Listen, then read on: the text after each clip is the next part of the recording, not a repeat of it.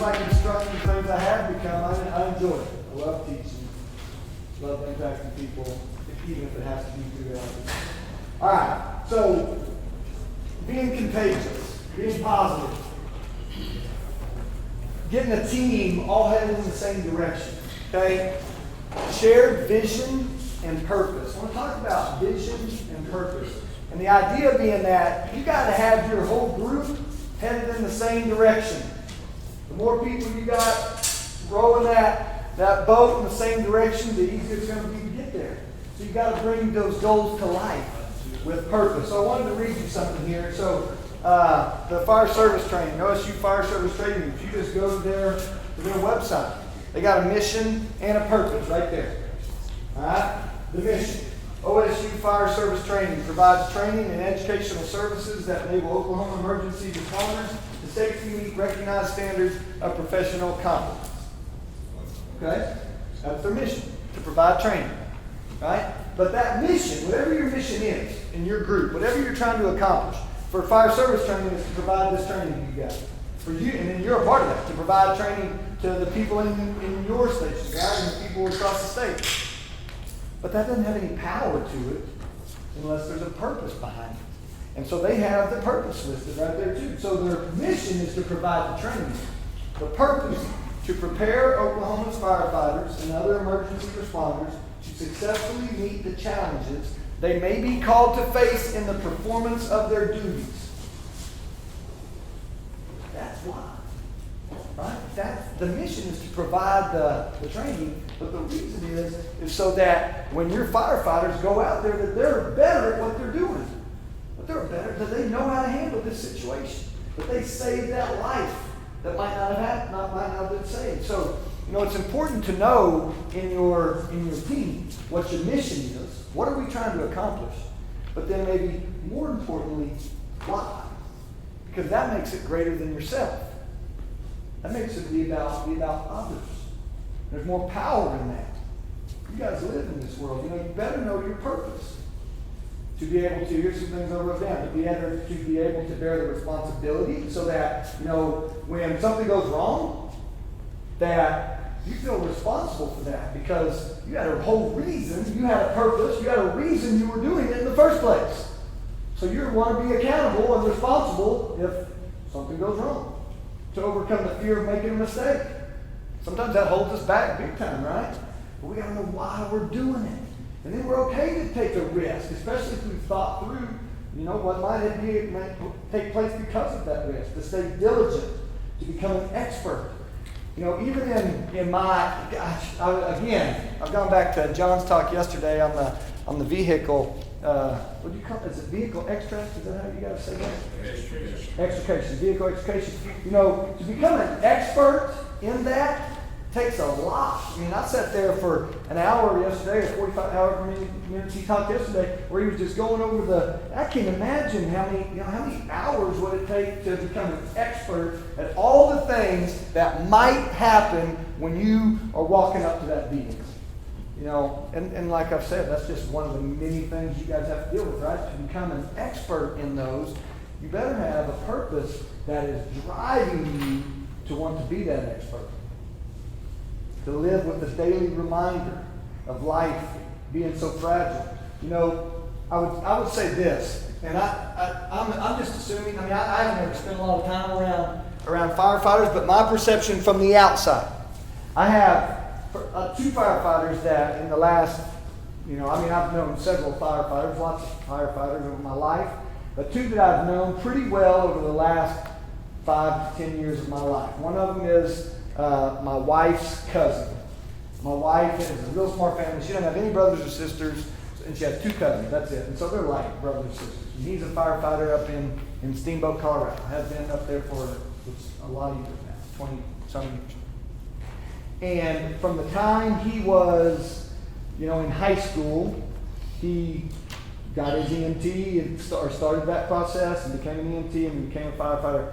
Was very driven, wants to do that, still wants to do that to this day, works really hard to get better all the time.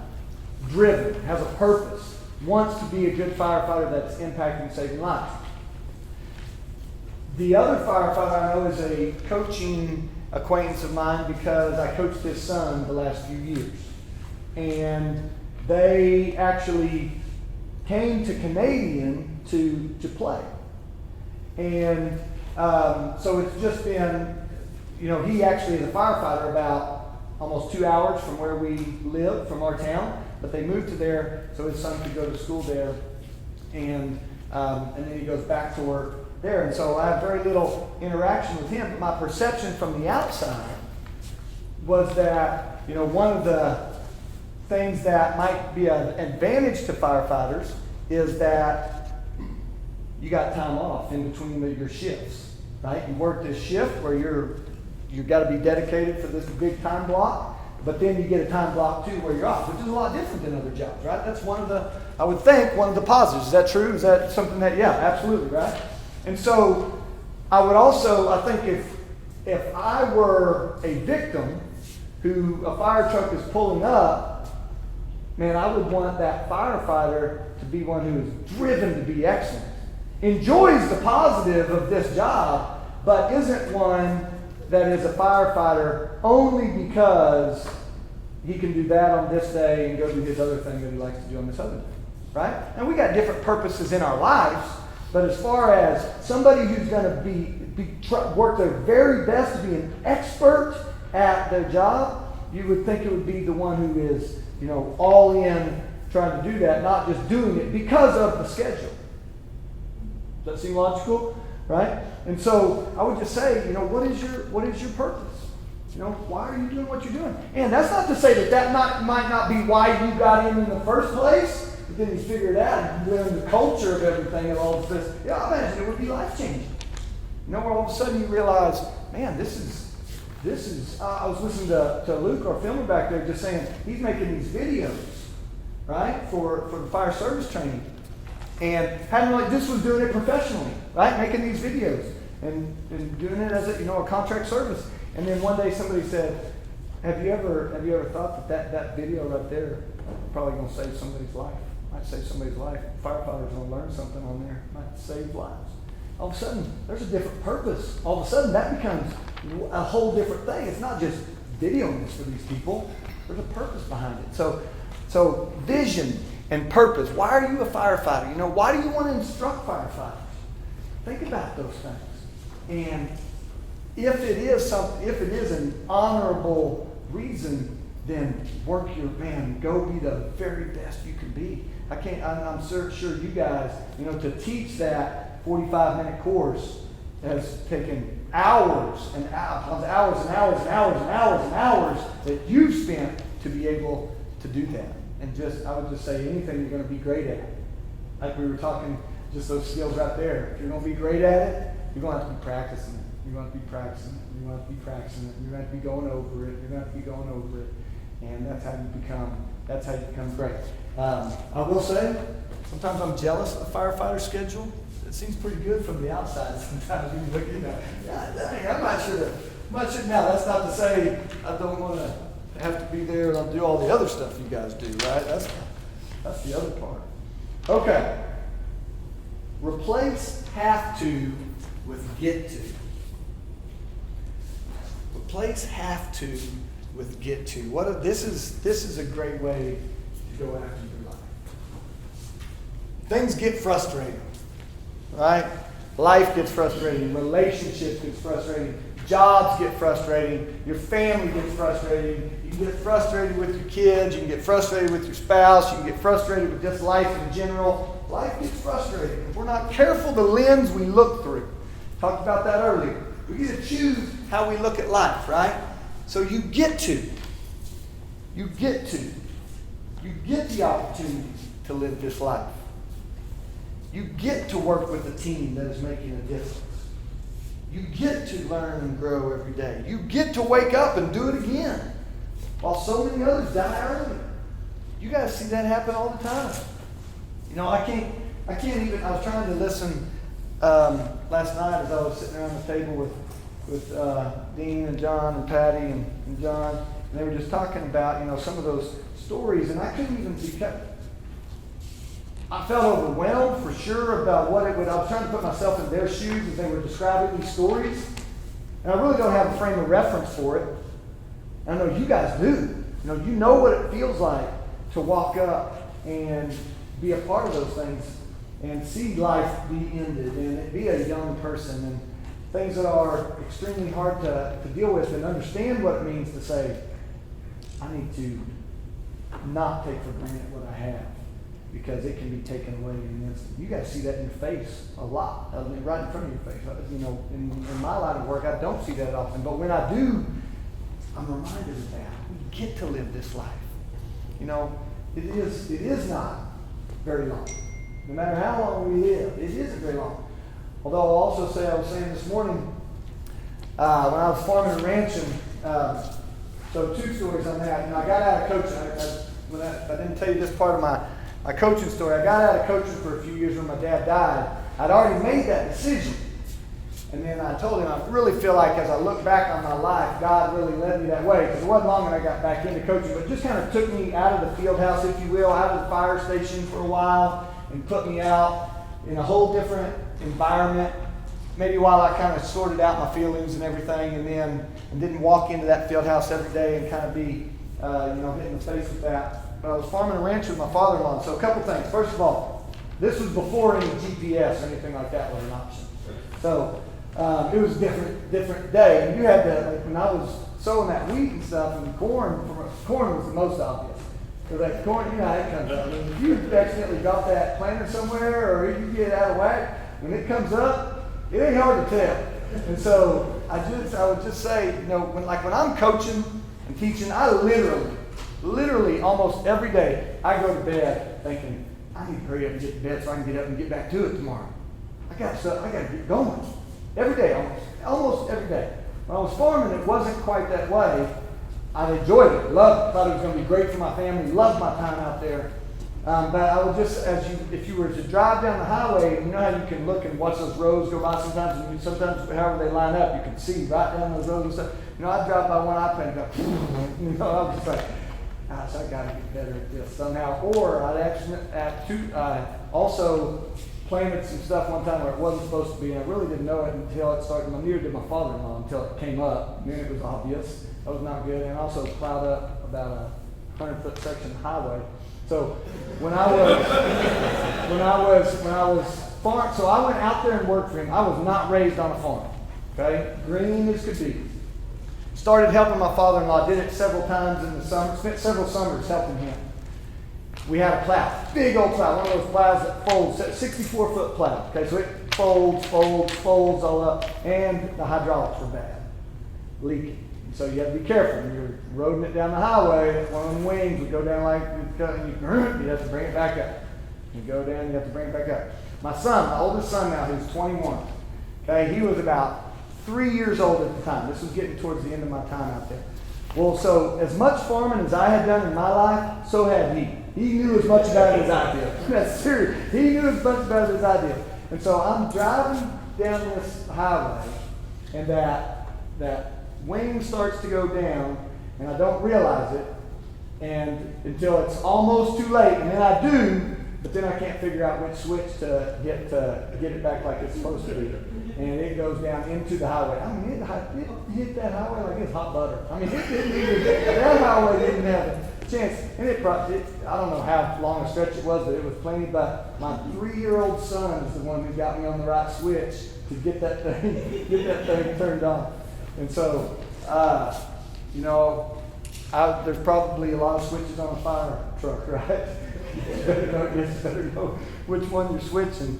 But as I was out there farming with him, where I was headed with that, talking about life, I said there that, even if we live a long life, it's short.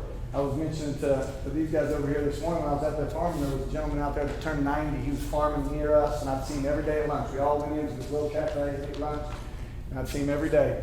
And he turned 90, and I said, "Happy birthday, Ron." And he said,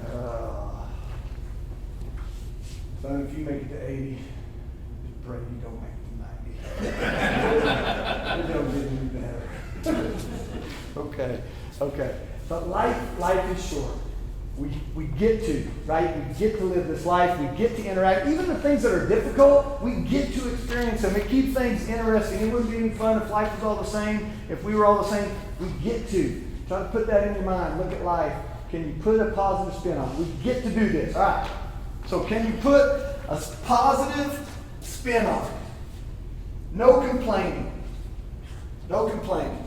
The other day, when Rodney came up and was talking with me up there in Canadian, he talked about having this rule in one of his groups of people that he was in charge of at one point. And basically, it wasn't that you can't complain. The rule is, if you're going to complain, have a solution. Right? No complaining rule. And I thought, I've read that before. I know I have. And then I found it in this book. No complaining rule. Here's what this says in this book. The no complaining rule says that you are not allowed to complain unless you have a solution to your complaint. This eliminates a lot of mindless and toxic complaining and empowers you and your team to create solutions instead of focusing on problems. After all, if you are complaining, you're not helping. If you're complaining, you're focusing on where you are instead of where you want to be. Complaining causes you and your team to focus on everything except being your best. Complaining, I love this one right here. Complaining is like throwing up. Afterward, you feel better than the rest of your team is sick. It's toxic. Right? Throwing up gets it out of you, but you might make everybody else sick. No complaining. So you must have a solution. Complaining is like throwing up. Yeah, it gets it off you. Might make you feel better to get it out. It doesn't make anybody else feel better. So show up every day with a positive attitude. Focus on solutions instead of complaints. And what would your solution be? Okay. So again, let's give it to you guys on the floor. What is a complaint that a fireman might come to their chief with? Too hot, too cold, too hot. It's too hot, it's too cold. Whichever. All right. You name it. Yeah, I hate the way things are. I hate changes. Firemen are good at complaining? Oh, yeah. Oh, yeah. Yeah, absolutely, right? First of all, it comes a little bit from some of that dark humor, but let's say this. Let's say, well, somebody wants to complain about what the temperature is. Some of the solutions are worse than the problem. Might be. Maybe, yeah. Depending on what the solution is. True, absolutely. What if the problem is we didn't get that funding we wanted? What if that's the problem? That's a different problem. Okay. Well, what? Okay. Well, not going to help to complain about it, right? So what's the solution? You guys probably have to deal with that all the time. What can we do with what we got? All right. Let's be as efficient as we can with what we have, right? Absolutely. Okay. So we didn't get it. Well, let's figure out how we can use what we do have the very best. Maybe it gives us some more time to figure out how we can use it the very best with what we got. All right. What's another complaint? I don't like the new truck. I don't like the new truck. Change. I don't like this new truck. That's it. Yeah, I'm sure. I hate the one we had. And I hate the one we had.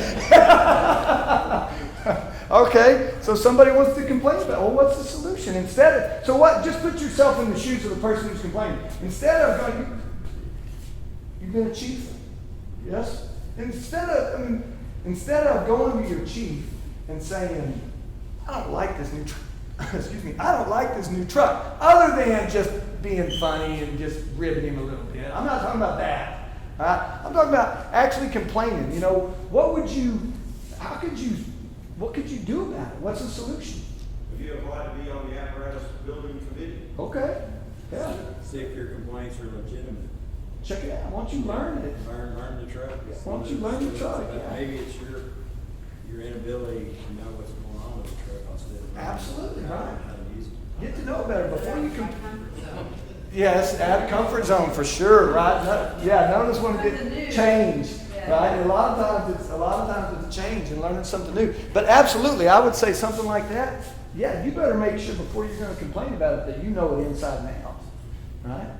There might be a reason that we got this new truck. It might be the old one, or maybe our equipment, right? I know you guys got all kinds of equipment. Our equipment is terrible, right? Okay, well, what's the solution to that? Well, what would be the solution to that? Has anybody heard that or felt that or money? Yeah, let's go find a grant maybe. Let's find some resources, right? So the point is this. I just think, and I would say any of you that have been in any leadership position where you're in charge of any group of people, you would agree 100% that you would completely appreciate somebody who was trying to provide solutions and not just complaining. Because it might make them feel better, but it ain't gonna make you feel better. It doesn't make anybody feel better. No complaining. Make sure you got a solution.